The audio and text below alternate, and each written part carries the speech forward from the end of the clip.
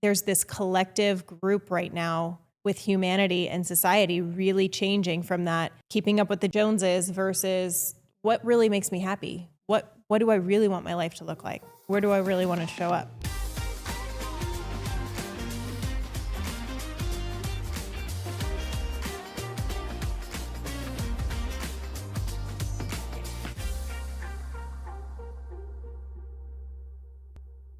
The idea is marriage identity. What is the identity of your marriage? And how this came up for me is the journey I've been going on my own, the journey you and I have been going on. And it started with, this whole business transition. It really isn't about the business that we have and the transition that we've done. It's about exposing how much of our identity was tied to it, tied to growth and making money and career and Real estate. and the version of having it all that we thought we wanted in the past, but kind of knew it wasn't, that we resisted for a long time. Yeah. Right? So some of the things we've talked about on this podcast that I think we've been almost defiantly protective of is some of these material things, right? Like me getting a Lamborghini, you doing the makeover, spending a lot of money on these things, and kind of coming from a position of like, we're worth it. Right? Yep. And when people question it or try to be like, well, why would you do that? Or, with that underlying, like, must be nice to be able to spend that kind of money on things versus do you think you're better than us versus is that the Dave and Angie we've always known and love and is a projection? And also, is that the Dave and Angie we want to be, right? Sometimes it takes trying these things on and trying new things and experiencing these things to even decide if it's what we want our identity to become or not. 100%, right? And identity is an interesting game because to an extent you are who you are. But also, you do not have to be limited by some of the things that you've always thought you are. Yep. Right? And so I've been reading a lot of books and I've been like experiencing some of these different things and trying not to have the influence of others' opinions have too much of a sway on how I look at my own identity. Even like when people talk about brand, right? I hate when they're like, you're a brand. It's just so like commercializes Yeah, it. you're like, right? no, I'm not. I'm a soul being. But 100%. But if you think about it, the actual word or the saying is not just brand, it's brand identity. Yeah. Right. And how you want to be perceived. Exactly. Right. And so this is where the challenge really comes into for me. Do you want to be a brand or an identity that is not in alignment with yourself? Or are you trying to embody an identity that has always been there and truly is your soul, but because of all the outside influence, you have lost the way of that true identity? Yeah. And I think that it goes to so many levels because I think that people like cohesively and I think they're going through an identity crisis, right? Well, at least the algorithm we're on, right? The people are searching for more. They're wanting to change careers or how they show up in their Where careers. they live, the relationship that they're in. Yes, their families, the school system. Like there's so many things being challenged, so many identities being challenged right now that, for us, it's a constant, like I think we've always done it. And I always have this saying, every 6 months, our life is going to be completely different. And I think that's because one of our strongest identities as a married couple is that we change and we grow and we evolve. And so we just constantly do that, right? Because that's an identity that we've had since we met. Like we started going to Tony Robbins and seminars right off the bat when we were dating. And I think that there's this collective group right now with humanity and society really changing from that, like keeping up with the Joneses versus what really makes me happy? What do I really want my life to look like? Where do I really want to show up? You were listening to a podcast the other day, and you said this, what came up on the podcast, and I wrote it down. Even the Joneses can't keep up with the Joneses. Yeah. No, it was a song. It's a Kelsey Ballerini song. Yeah. And so she was singing. It was basically, it's like she's so grateful for what she has, right? And that she's tried on all these things, right? She's now a famous singer and she's a celebrity. Talk about and identity crisis when you become famous, but keep going. Well, Yeah. and then that was just such an interesting part of the story is I was like, holy shit. Some people, if we're talking about a marriage identity, because we're going to get into how I came up with this, right? So with health identity, so we'll talk about that, talk about how that identity shifts. Yeah, your individual identities versus your marriage couple identity. 100%.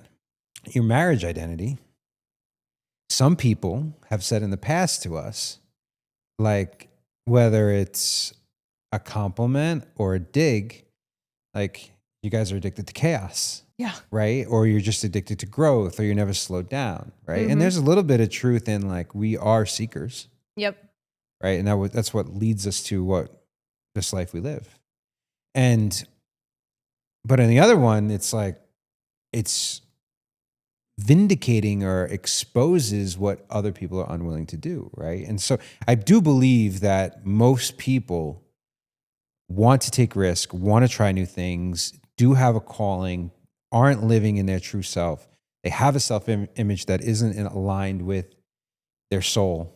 And they're so stuck in the box, in the matrix, in their identity that it becomes a prison. And in order for their prison to be comfortable, they have to reject the things that challenge it. And you and I would be things that challenge it. Yeah. And there's people that go faster than us. Oh, yeah. But what were you going to say? And we're like, oh my God, they're addicted to chaos, right? And that's how people look at us. Yeah, totally. Like your friend Sonia was like, they went to Amsterdam on a whim, right? Or something like that. And I'm like a getaway, like a completely, and I'm like, wow, that would take us a long time to plan.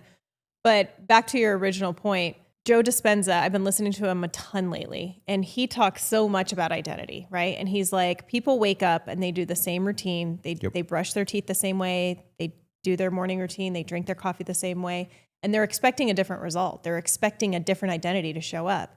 But you're living in that past frequency. You're living in that old identity. So there's no shift there, right? You can think all day long that you want these things or you want to become this other person. But until you change the language and the frequency around it, nothing's going to actually change. In the environment, exactly. And so that's why we're So what about this challenging question? I mean, this is kind of like a loaded question because I have my own answer on it. But what if someone was like, I love where I'm at. I'm embodying everything. Why do I need to change or evolve? Like, what's the answer to that? Funny you say that. I listened to another podcast this morning. Wow, you've been podcast I know. like little hooker lately. Before we even started a podcast, I don't think I ever listened to a podcast. Really? Yeah. And then once we started a podcast, I was like, oh, this is interesting. We should listen to one. Well, it's supposed to expand how you look at things, right? Well, like 100%. Yeah. And so it was Jenna Zoe or something. Okay. Anyways, it's a podcast, Align. And she talks about that. And she talks about how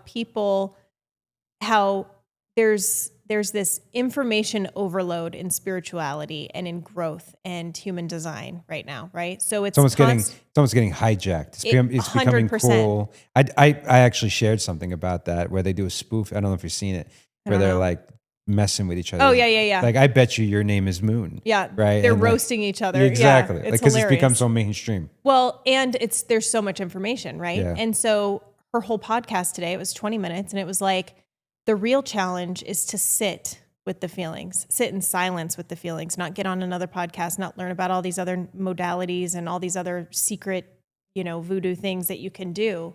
But if something comes up for you, to sit with it and see what's revealed, right? That's why meditation is so important, because it's like this calming, this quieting of the mind, and then things can actually come forward. And so I think that if people are living that and they feel very aligned and they feel like comfortable, like, that's great. And I think that there's still growth and like evolution there. And the reason I know that is because I used to not be able to sit and to just read a book or to relax on a beach or to be home. Like, I used to get FOMO every time. And like, for me, the slowing down was an evolution, was actual growth. And most people would be like, what do you mean? That's not capacity building. Well, for me, it was, because I was so used to the chaos. I was so used to the constantly doing things that when I slowed down, it was challenging for me. And I had to really actually try to be like, no, I can sit on a beach and not do anything. You know what I mean? Well, that's the challenging of the self-image, right? And so Yeah. that's a great answer because, Doug Grant, my health coach, and we're going to talk about him a little bit. He likes to say a body in motion stays in motion, right? So even if you are embodying this sacred peace or this sacred presence, that still has to go and stay in motion. It's still an active, actual choice, and it's an activity. Like there's so much outside influence always challenging that. Like I'm reading so many noise. different books about this right now, from cybergenetics to Bhagavad Gita to all of these things talking about this embodying your presence, but it is a slowing down because, we've become a society, and we've done this wrong, I believe, me and you particularly, that fast and more equals success, where someone who does speak more slowly, someone who does speak with more certainty, someone who doesn't lose their cool is actually more powerful. Yes. Yeah. And not from forceful power, but like from spiritual power, right? Like a glowing beacon of power and inviting power. And it's funny because even the way I've described it in the past has been like the Godfather way of doing it. Because in the movie The Godfather, he doesn't lose his temper. He isn't like out of control. He is super scary because he is so in control. Even when he sends his consigliere out to do something and he's eating and he's getting bad news and the guy that he's talking to is losing his mind, he's like, I'm going to have to leave right now, Mr. Corleone likes to receive his bad news in person.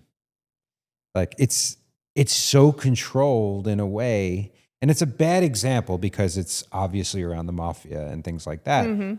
But we have lost our way. Yeah.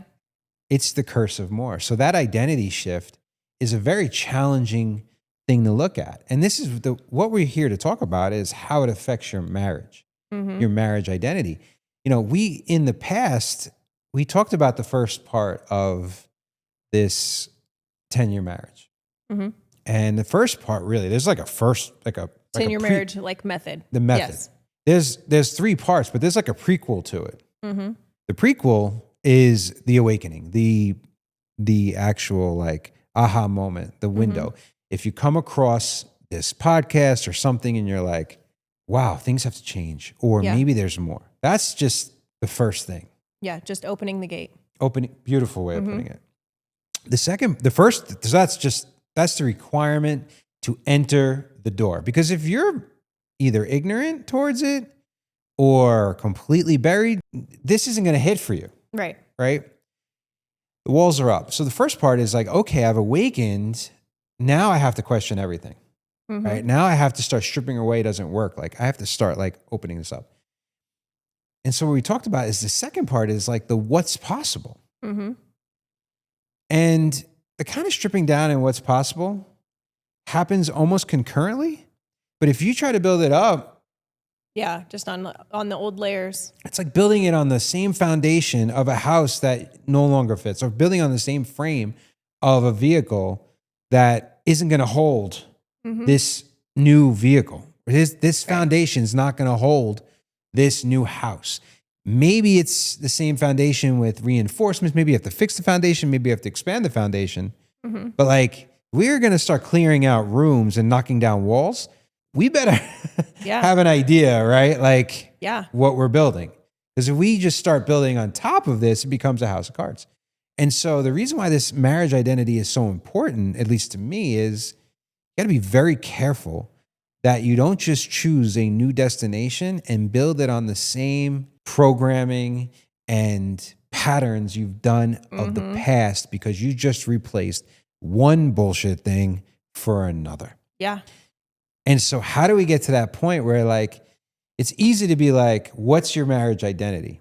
But if you're coming from a position of Dave has always been like this, Angie has always been like this, we're going to try to fit this new marriage identity together with our old versions of how we look at ourselves.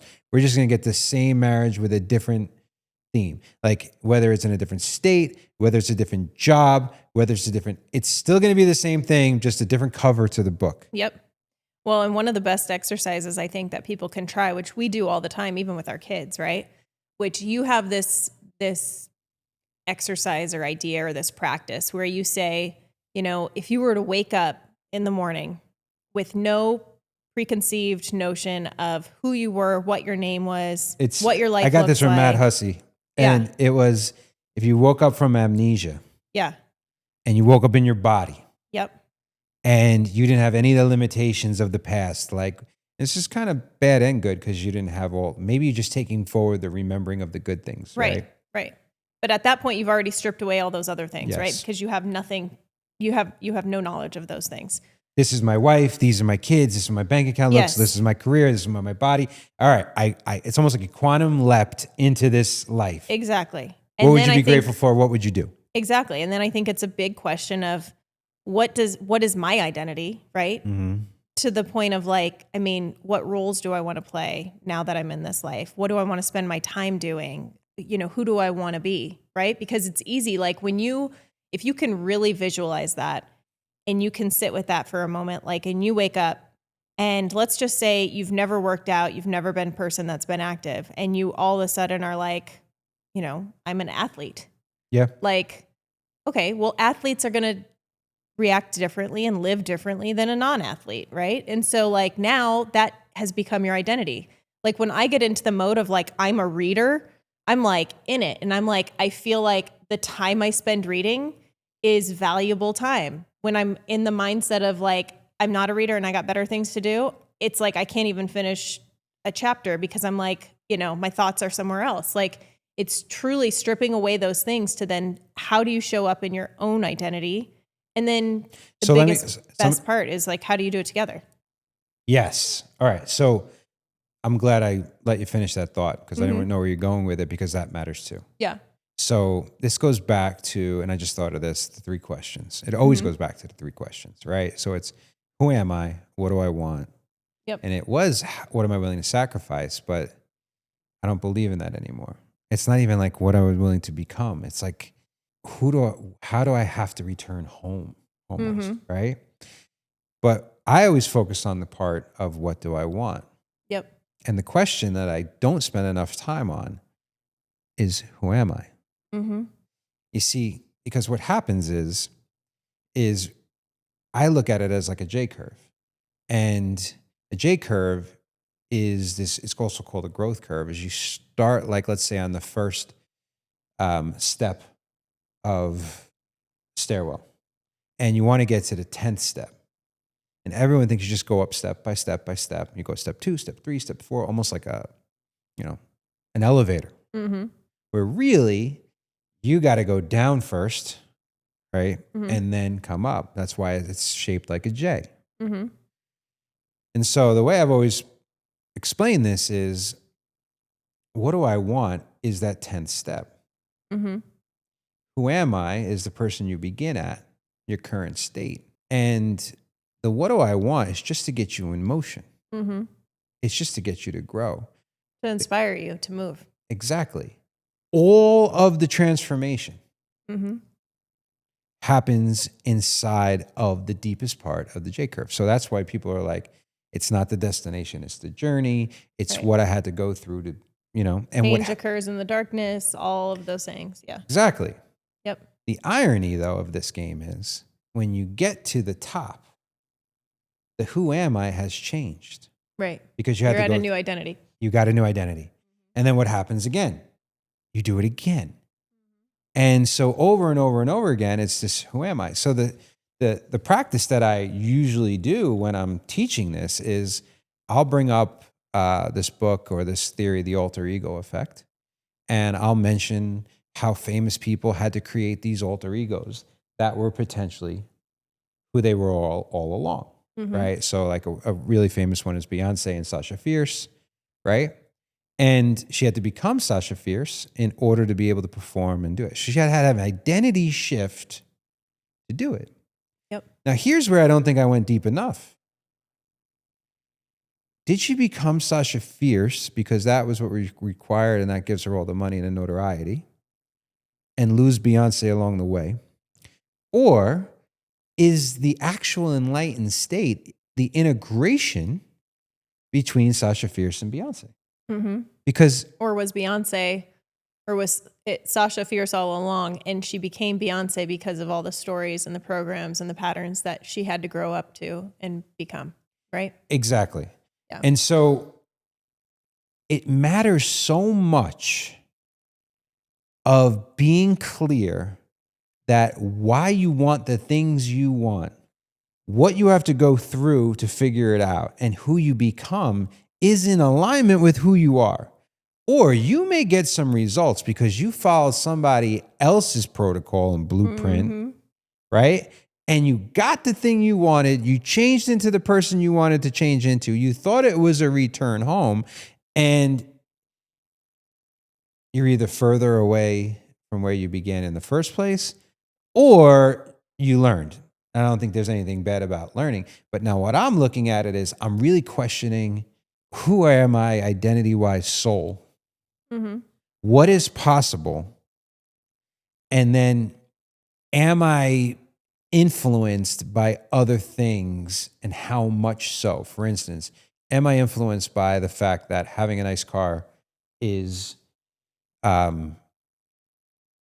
what everyone else sees, Mm-hmm. right? And so when we're looking at our marriage, right, you have to really look at it and be like, who has a marriage we want, right? And then that's step one. Modeling is step one. But even if you're modeling, you may be modeling people that you think have the best marriage in the world. Then Yeah, if and you you don't know went what's behind under- closed yeah. doors, it's the marriage you would never want. And you're like, oh shit, I modeled my entire game over this. Yep. This is what I want. This is who I have to become in the marriage. This is what I went through to get there. And I got there and I'm like, oh my God. And you find out too late, that wasn't the answer in the first place. Yeah. That's why roles are so interesting in a marriage, is because, you know, we've gone through this progression through generations of what roles women and men in traditional marriages hold. And so we've gone through this evolution, and it's funny because we literally just you said something yesterday that what's coming back, what did you call it? So I actually learned it from this guy over here. Trad wives, traditional wives. Okay. Traditional wives. So interestingly enough, we're just having a conversation in front of Ella, and Ella's like, oh, that sounds amazing. And I was like, well, there are probably parts to it that sound amazing until you started coming up with all the reasons why it may not be amazing. Yeah, you like know? if women have no rights and you can't get out of a marriage, Or if your husband beats you, yeah, there's some, there's like, all the things. There's the whole reason why the feminist movement came in the first place, Right. But we lost all the good things about the trad wife movement. Yeah. We got a lot of great things about women's rights, and the answer. This is why I am calling, or I've called my own movement Unlimited, because I'm like, an unlimited mindset around this, or identity, unlimited identity, Yeah. is having both, the Yeah. best of both. And being able to change it, right? Like, we've gone through this process of And our own marriage. without being pigeonholed by it. Right. Because there's a point in our relationship, and we're going to get into this. If I said to you, I want to get to a point where you never have to work again. Mm-hmm. And your passions, if they bear fruit of money, great. And if they don't care. Yep. There's a lot of women that are watching this or listening to this that would be like, hell no. Yeah. And I'm like, hell yes. Because if I want to work, I know you would support me working, but I'm like, let's do it. That hasn't always been you, though. Oh, totally. Well, and that's what I was trying to say is, like, throughout our marriage, I mean, I got married. I was 23 when we got married, but I was young, right? And at that point, I was like a hustler. I was working, I was doing all these things. And I had to go through this whole shift of like, well, I want to take care of my kid. And then when I was at home all the time, I was like, oh, this sucks. Like, I don't want to just be at home. And then we were, and then it was like, do we get a nanny? And I don't want somebody else raising my kids. And it was this constant evolution. Your purpose. Yeah. Your purpose was around, your self-worth was around producing money. Money and the hustle. Yeah, which is kind of a thing that happens in your 20s and your 30s. Yeah. Right? Or in America in general. Yes. Mm-hmm. And there was a cost. It was a cost. I remember like when Lola was born in 2013 and we had two kids that were under 18 months, like an 18-month-old and a brand new baby and a brand new business and bills and owing everyone money. I went into such overdrive mode. I'm a person that remembers like every moment of my life, how I was feeling, what I weighed, like things that are going on in the world. Like I have this incredibly like specific memory, almost to the point I think I'm on the spectrum or there's like a way to say it because I remember everything, right? I don't remember anything from that 12 months. Like it's almost like it didn't, like I was so laser focused. And I have so much guilt and regret over that year because I feel like that was one of the harder years of our marriage. I feel like I missed out on a year of Lola's really important Infancy. times. And so we missed out on something important. Right. But back to the image, your self-image, self-worth, and purpose was around, I am not going to be this woman who just watches from the sidelines. And this has evolved. Right.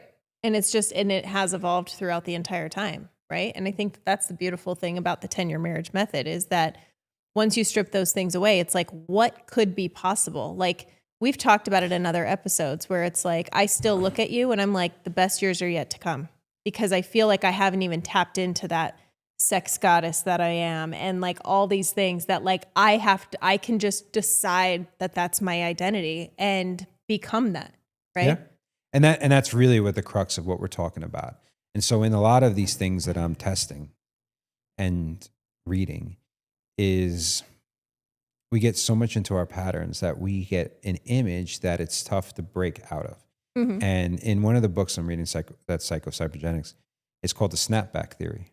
And like, if you don't go the whole way on this self-image change, you will just go back to where you were. Meaning like if you lose 30 pounds, great, you lost the 30 pounds, but you didn't go far enough and change your self-image to the point where you're not going to gain it back. You could go on a great, 3-month run of like date nights and, great sex and really connection and things like that. But if you don't really anchor it and lock it in, it goes right back to the marriage. Yeah. Same thing with business. You could have great runs of money and you go right back to struggling to have consistency. Now, do you think, because I feel like I know my answer, but when you get a glimpse of that, right, you tap into that like new identity, you tap into those new roles or that new life, and then you snap back, right? Because I agree. Like once you start doing the same things, you snap back. And we have this conversation all the time, like with our family patterns or whatever, like we're just going back to the same things. But it's almost for me, I get the snapback when that occurs, I get resentful, I get upset, I get angry, right? Because I'm like, I had a glimpse of it, I was there, right? And now I'm back here, and it reminds me of this. So let me tell you though, where you are absolutely breaking that. What? The horses. Oh yeah, totally. Like you've, in a lot of things, you used the word dabbler recently, and I don't think that's fair. You like to try a lot of new things. And with this, you have been, I think I gave you the compliment the other day. I was like. That was one of the best compliments you've ever given me, by the way. What was exactly how I said it? We went to a reining competition and we were walking through and you were like, there are very little, you've like, I've been around horse people my whole life. And there's very few people that are as committed as you are to spending time and caring for these horses. And like, I was like, that makes me so happy because I feel like you've changed your identity. 100%. And you almost have to with horses. Like that's one of the beauty things, right? Like I would come home and I would be like, oh my God, I don't know if I could do this. And you'd be like, what do you mean you can't do this? Like, of course you can do this. It's your confidence. It has nothing to do with the horse or how they're reacting to you or anything like that. And I literally had to go and be like, no, I'm a horse girl. Like this is what I do. I'm a horseman. Yeah. You know what I mean? And now when I go out, like even we're leaving tonight to go finish our equine therapy in Portland. And like, I feel confident around any horse where I'm like, I could lead any horse or I could be around any horse because I've changed my identity around that. So you've been doing this long enough now. I would say there's different studies around how long it takes. It's pretty much a year. Like for instance, when I lost 75 pounds, I thought I had it. Like it took such a huge freak out for me to lose it. But I was like, I got this down pat. Like my identity had changed. That's why I get so mad Right. right? Because the snapback made you even Oh my God. more pissed. And right? like I did it without Ozempic or any bullshit. I did it the right, like not to shit on anybody else, but I did it the way that is sustainable. Like one of the things about the GLPs and the Ozempics and the Wegovys and whatever, they're working, but are people actually changing their identity along the way? If they get off of it, have they changed their identity enough Yeah, their habits. to Right. continue it on? Mm-hmm. And so that is like when you start going, okay, I either trust myself or I don't. I have this self-image, this identity attached to validation and self-worth, all of these different things. Even when I get glimpses of like knowing what the right path is and what these limitations are, these limiting beliefs, we still sabotage and undermine ourselves. Mm-hmm. Like even while reading the book, I didn't even consciously do this. This is why it's so important what you consume. I'm reading this book that I was telling you about, and you were making a cauliflower, I don't know, frozen pizza. Mm-hmm. Normally, they're the best, by the way. you are a pizza, Austin loves them a too. pizza whore. Yes. My wife will eat pizza anyway. She'll order it in the worst places to order pizza. Yeah. It does not matter. She is like, it's like that part in Wedding Crashers. You're like, weddings, they're like pizza. You can't have anything bad, right? Whatever. There's no such thing as bad pizza, which there is. But anyway, I'm sitting on the couch, you're showering, and I hear a beep. And I'm literally reading about how you have to look at yourself differently. Now, I have this theory, like I hate to cook. I'm not good at it. I don't even want to go near an oven or a stove, right? Yeah, I am not a cook. Yes. I am not a cook. Yep. That is one of my self-images, right? So I hear this beep. I'm like, what is beeping? Like I thought the fridge was open. And I look and the stove had preheated to 425. Now I'm a 47-year-old intelligent man. It's not like I shouldn't know. I should be able to figure this out. Yeah. Right? Mm-hmm. But I have such a like, I was raised by my dad. He didn't cook. We were super busy. You owned a restaurant. My dad was a partner in a restaurant and I lived like half a mile from it. In college, I had roommates who cooked. Like I just outsourced the whole thing. Mm-hmm. It's amazing I made it this long in my life. Yeah. I mean, I could put together some eggs, whatever, right? So anyway, it beeps. I look at it. It's at 425. I'm like, all right, well, she's not going to be out. I'm hungry. We're going to have this thing. And I'm always like, I really shouldn't bitch about the way you cook because if I don't cook, then you don't have a say. So I read the box. I'm like, all right, it's 425. I put it in. I'm like, well, this must be the middle thing, right? The middle rack. And it goes. It always annoys me that you don't put the timer on and it's either like overcooked or undercooked. And It's perfectly cooked bullshit. every time. And so I actually figure out how to put the timer on and I put the light on so I could look at it. And I'm like, just doing it. I didn't have a conscious thought that I'm not a cook. And because I read the book, I'm going to go do this right now. Mm-hmm. I just did it. It's almost like a subliminally hit. And I started thinking about it as this episode was coming up and I knew we were going to talk about marriage identity. And I was like, I should be someone who loves to cook because, you know, my buddy owns a restaurant in our building. I'm always looking at the ingredients. This would make it better. Like I'm actually into it. And when I doctor stuff up, it tastes fantastic. Like I have like that artistic. The natural, yeah. Like I should be an Anthony natural palate. Bourdain. Exactly. And I was like, Maybe what if our marriage identity, it's like you saying you're going to par a course by watching Tiger Woods golf one time, right? Yeah. But what if that self-image has gotten so much in the way of me being like, yeah, at 47, I just decided to never cook. become a cook, Yeah. right? Yeah, totally. And that's why it's so important, even like your environment and your relationships, like they can affect those decisions. Like when we moved into this house, I was like, wait a minute, do I like cooking? I'm not sure because I felt more comfortable in the environment and I wanted to be home. And I was like, I'd rather be here than at a restaurant. So for me, it became more enjoyable. And like the most simple things, like I brought an apron when we were in Nashville. And when I put on the apron, I'm like, ooh, I am a cook, right? Like it's like these simple little things, these simple little tweaks that start shaping that identity. This is a great metaphor and it may seem like a simple one, but like I can't even imagine being a cook, just like you couldn't imagine being in a horse's Mm-hmm. right? And so then you start going, okay, if everything is on the table, things that I would never even consider, Yep. now the identity of the marriage could be completely different, and it has an unlimited possibility towards it. It is very different and new, Yep. but it will challenge people, especially if you're not on the same page. Because if we weren't having this conversation and all of a sudden I just started showing up cooking, you'd be like, what the hell is going on? Well, If I, most marriages would all right, probably what if I appreciate it. jumped into the bed sexually and started having sex or doing the things we do completely different? No, that you could potentially be like, where did he learn this? Is he cheating on me? Is he doing something? You would think that. I would not think that. If you just would became think a that. sex goddess overnight, I'd be like, what the hell happened? Yeah, right? who's teaching her all these tricks? Exactly. Like, Yeah. is she watching porn? Like, how is she figuring this out? So that is where it's like, we got to be careful that we are not just building a new prison Yeah. with a different decoration on it. Mm-hmm. Well, and I think it's even more important to just have the conversation with your significant other and make sure that you guys are aligned on, like, you know, if that is something, like I went and got those sexy pics for you, right? And after that, like I've kind of snapped back into my old patterns. Yep. But after that, I was much more confident and much more like free in bed and like doing all the things. And Which is interesting because if I look at those pictures on my phone, yeah. I don't see you. Interesting. Who do you see? I see a different version. I don't think those two women are aligned. Oh.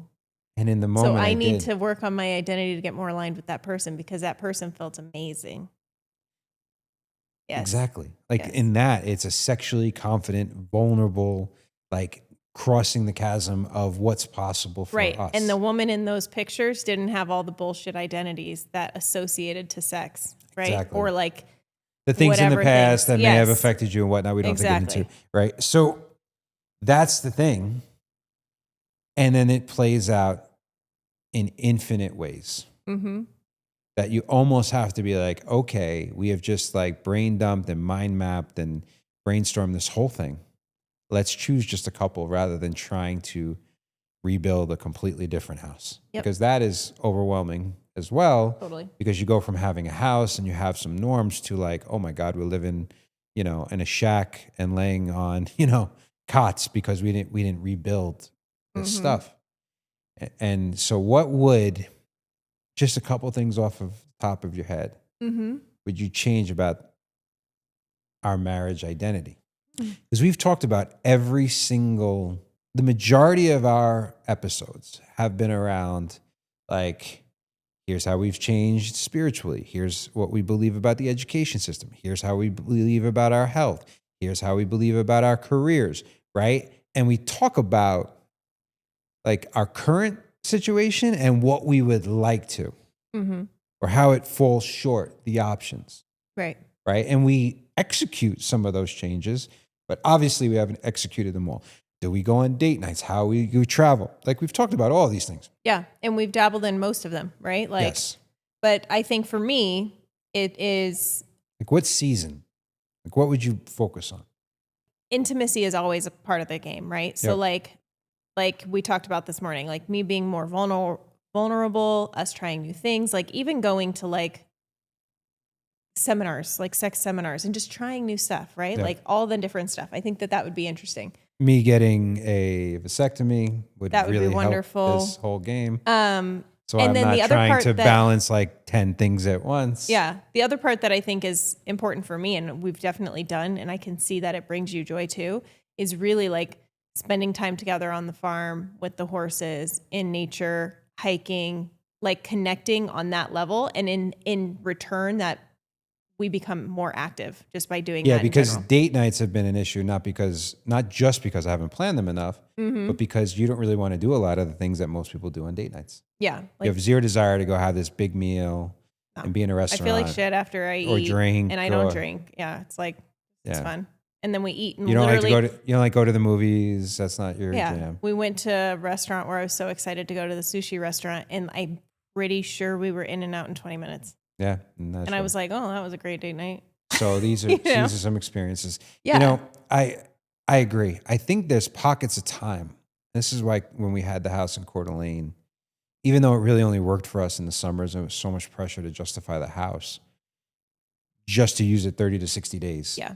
And not be able to really go on any other vacations because we had to justify those 60 days. But Coeur d'Alene really opened up what's possible for us. Yeah. Right? Totally. You cooked a lot more. We were physically intimate. The presence alone. Our kids were outside so much on scooters playing. You know, had people visiting. Like even when they visited, at first we had this performance game of like, what are we going to do with these people? Right. We got to go on a boat, or we got to do this, or we got to do that. Fill up every moment. Like there was pressure. Yep. Then it just kind of settled into just hanging out. Yeah. Just connecting. Start a fire and have a conversation. Exactly. And that is one of the things like I want to do more. Like I want to do things like I want to. But that was an identity we took on. Yeah, totally. Right? Mm-hmm. And even though we got rid of the house, we were like, we can't lose this. And in our container here, we lost it almost instantly. And so this is where like, am my identity, and this is really an interesting filter game because you can go down the rabbit hole with this. Even this morning, you weren't here, you were with the horses and I had to get the girls ready. I almost fell into the trap of freaking out going, we're going to be late, everyone move. And I caught myself. I was like, who cares? I don't want to ruin the vibe of this place because I have to get them there on time for someone else's rules. Yeah. Like I literally just let go in the moment. I'm like, and there's a, you know, when me and Gigi were getting ready, and then she wanted to wear her horse jacket, her horse cardigan in 105-degree weather. Yeah. I started battling her and I said, why do I care if she wants to wear this thing? Yeah. Like, and that's a different identity and a different reaction and presence. And so, you know, I could put it like this if people aren't tracking, because there's a lot of ways you can go with this. So one of the reason I came up with this, not just the identity shift that we're going through as a marriage, a family, individually. When I hired Doug Grant to be my health coach, one of the first things he was like, I want you to create a health identity. I want you to have a visualization of how you look, who would that person. I came up with King Leonidas. Then I shifted it a little bit to like JJ Watt's body. You know what I mean? Like I started morphing into these like, but it was more than just this like ripped guy. It was more of like, who does he represent? And so that identity gave me a visualization, a model.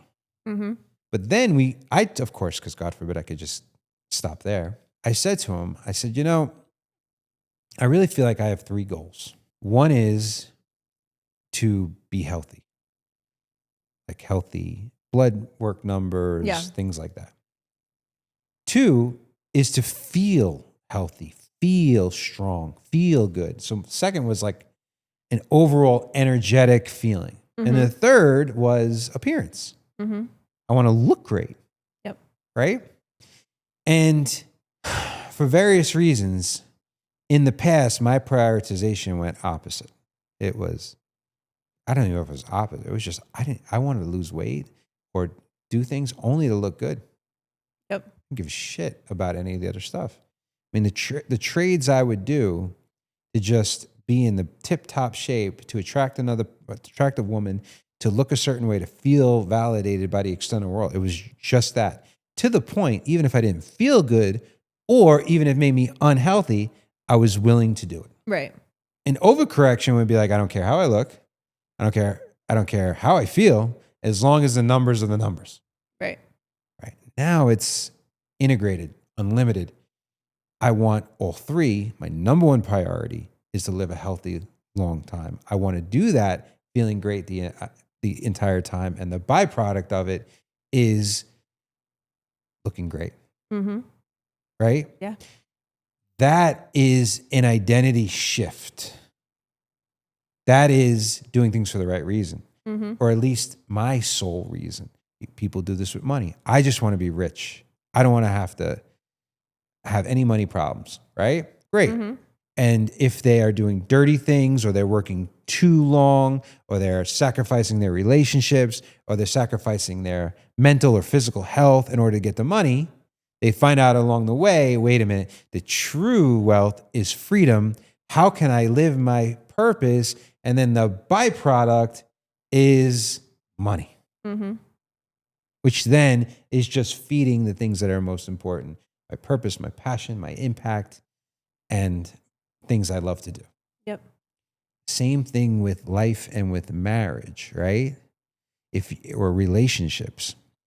If your only goal is to be loved and be with another human being, Yeah, and you're willing to sacrifice your own dreams and goals and ideas. you lose your identity, your image, your the whole game along the way. And so that's why, like, when you start thinking about marriage identity, this game has to be so much bigger. That's why with a 10-year marriage of like, what does the next 5 years look like? It has to transcend. It can't just be, I want to be married. Right. Right. Because then you're going to build the whole thing around, I have to compromise everything in order just to show up married in 5 years. And it also is like, you know, the identity shifts that you're talking about. Like, I think when you're bringing it into marriage, like, how do you have to show up for yourself and constantly? I mean, that's the whole concept. This is all it is the concept of the 10-year marriage, right? It's like, how are you showing up as an individual to be aligned as a couple to continue to grow and evolve and show up for each other, right? So it just keeps coming back to that. Here's a crazy takeaway right now. And I think it's super interesting. When you ask people what kind of husband or wife they want, they would say, I want someone who's 6'2" and he cooks and he has a great job and he reads, and they start building. Right. Right? Their ideal person. Yes. You know, you rarely hear, I want to be in a relationship where I want to feel this way. Right. I want to be able to pursue my dreams. I want to be, you know what I mean? Yep. Like, they're rarely envisioning who they are. Right. Or how they will feel or how they will show up. Exactly. Yep. And that's really what it comes down to. I think it's a huge eye-opening thing. Yeah. Because I could be like, in 5 years, I want this like intimate, sexual, cooking, living or pet. It's impossible for me to play that game. I don't know what you're going to become. I don't know that. I could just look at it and go, this is the 5 years I'm at. This is the identity that I want to show up on, and then have faith through conversations and shared vision that we are going to be going in the direction. I tell you what, I can envision when I do that meditation of 5 years from now and I wake up and it's my perfect day. I am not trying to, maybe it's a gift. I hope it is. I have no, like, oh, my wife is this and my kids are that. The only thing I'm envisioning on my perfect day is that all of you are happy. That you're in a good place. And I think that's the exercise here, is it's answering the question, who am I and how do I want to show up without the marriage, right? And that's how you can show up in the marriage. Like, it's literally like you just said, it comes back to you every time. Even like when you talk about like missing a relationship, or, you know, people are upset that they broke up. They're not upset about that other person. They're upset about that they don't have that feeling, the way that they felt in that, or those needs are not being met anymore because that person's gone. It's not the other person, right? And so it always comes back to self. And it's like, who am I without this relationship? And how do I want to show up? So I just had a vision that I'm cooking a filet. Uh-huh. I have an apron on. I know exactly how I look. I am so masculine and certain inside of a traditionally feminine role. I'm singing in Italian because I know Italian, right? Yep. We are on this ranch retreat type thing, right? And I'm able to pivot from that into the leader, coach, person that I am, the cowboy part of me, right? And I have this vision of like, it's fully Dave. Yep. Someone who met me when I'm 6 years old can be like, I see the same glow, the same smile, the same kindness, the same certainty, the same everything. But I have this like freeness to be like, yeah, this is me now. Mm-hmm. I've always wanted to, Yep. right? I'm doing these things. Yeah. I'm not worried about all the things. I'm driving maybe like a beat up truck or something that you wouldn't put me in, right? Mm-hmm. Like a Toyota Land Cruiser or something. You know what I mean? I really like this identity. And that's the key Yeah. right there. Yeah. I'm not doing it for you, I know. but because I'm growing, I just watched this and I don't want to go off on tangent, but this women, and I think men too, but it was only about women. Women find men attractive who are reading, learning, growing, following their passions. They're not excited about men who are gaming, talking about their portfolios, crypto, and all this other bullshit. Right. And I'm also a guy who feels very comfortable with travel, but it's not like this dominating thing. It's a very inflow travel, right? And so like even my kids, like I'm there for them. This is what we have to do and be like, well, I'm never going to be that guy. I haven't been for 47 years. Why would I be that guy now? Yep. And change that identity. And look, my evolution is pulling you in. And then I'm giving you the permission to challenge your identity and be like, wow, well, he's doing that. I'm going to meet him at his positive and I'm going to match that energy. And I'm going to show up as a vixen of this or that, a woman who feels secure being a trad wife, even though you're not a trad wife. Like all of a sudden that happens. And it goes back and forth. It's like this positive loop because I watch you do the horse thing. That has allowed me to come back, go full circle and have this healing experience with my childhood and my parents getting divorced. And it becomes this like escalating and like crescendoing thing where the whole identity can shift. Yeah. That's how you shape marriages. And that's how you live soul alive.